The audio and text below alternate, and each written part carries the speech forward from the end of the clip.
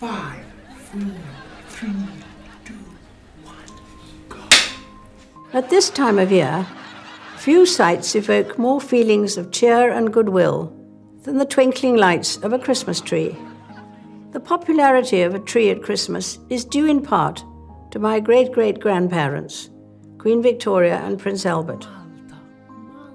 In 1949, I spent Christmas in Malta as a newly married naval wife. We have returned to that island over the years, including last month for a meeting of Commonwealth leaders. It is true that the world has had to confront moments of darkness this year. But the Gospel of John contains a verse of great hope, often read at Christmas carol services. There are millions of people lighting candles of hope in our world today.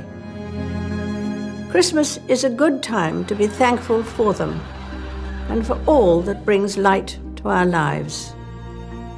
I wish you a very happy Christmas. That's it! That's a wrap, guys! Simply marvellous, Lizzie! Simply marvellous!